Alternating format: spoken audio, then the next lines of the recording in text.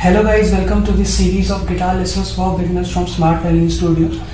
तो आज के जो लेसन है वो बहुत ज़्यादा इंपॉर्टेंट है क्योंकि इसमें हम लोग थियोरेटिकल पार्ट कवर करने वाले हैं और थ्योरी बहुत ज़्यादा इंपॉर्टेंट होती है किसी भी इंस्ट्रूमेंट को सीखने के लिए। तो म्यूज़िक थ्योरी जो होता है वो मस्ट है।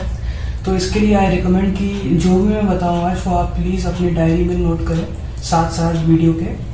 तो सबसे पहले जो हम लोग सीखेंगे वो है नोट्स क्या होते हैं म्यूज़िक में।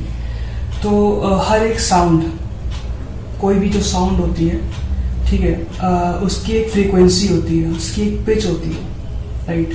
तो हम लोग क्या करते हैं म्यूज़िक में, कुछ साउंड्स को लेते हैं, ठीक है, फिक्स फ्रीक्वेंसी की, और उनको डिफाइन करते हैं, उनको डिनोट करते हैं कुछ सिंबल से, और उसी के बेसिस पे हम लोग आगे के सारे जो थ्योरी होती है, आगे की सारी थ्योरी होती है, उसको बिल्ड करते हैं। तो हम लोग क्या करते हैं म्यूज़िक में, कुछ पर्टिकुलर हम लोग साउंड उठाते हैं फिक्स फ्रीक्वेंसीज की, ठीक है, और उनको हम लोग आगे उसी से सारी की सारी थ्योरी बिल्ड करते हैं, राइट। तो नोट्स कितने होते हैं म्यूज़िक में, ये बहुत ज़्यादा लोगों को गलत फहमी होती है कि 7 होते हैं, बट ऐसा नहीं है। म्यूज़िक की थ्योरी में 12 नोट्स होते हैं, ठीक है, और उन 12 नोट्स पे आगे की पूरी की पूरी थ्योरी बिल्ड होती है, राइट।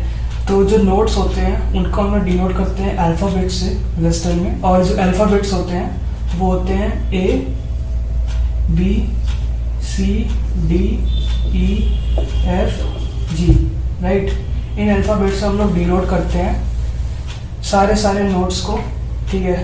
तो अपने पास 12 नोट्स होते हैं, जैसे मैंने कहा था 12 नोट्स होते हैं, राइट।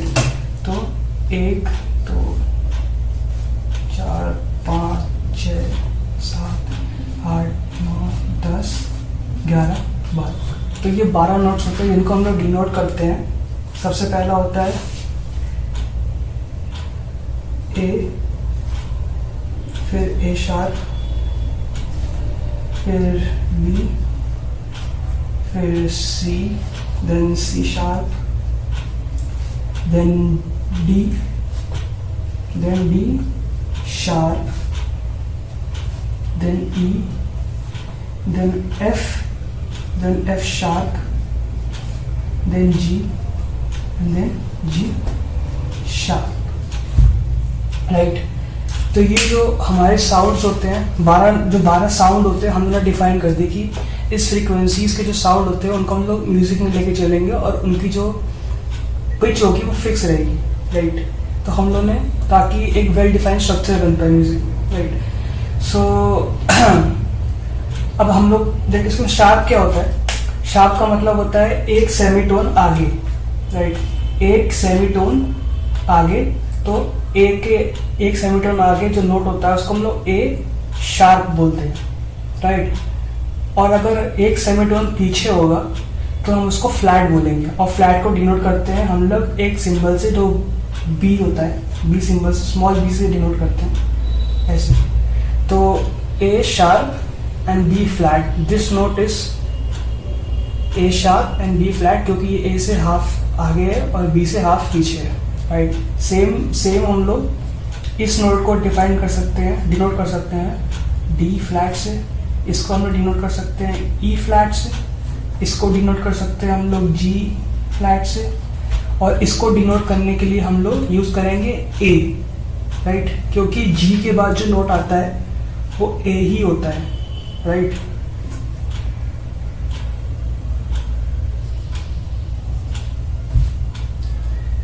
तो ये 12 नोट्स होते हैं, और इसको हम लोग एक और तरीके से भी पिक्चराइज कर सकते हैं, ठीक है।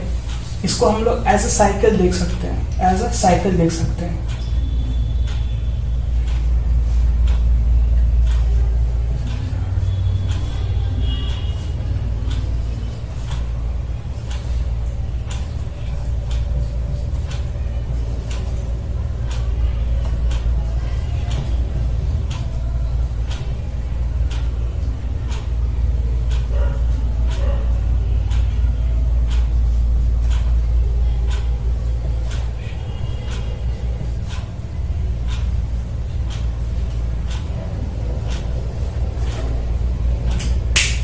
सो हम लोग इसको एज अ साइकिल भी देख सकते हैं, ठीक है। तो ये जो फ्लो होता है वो ऐसा होता है।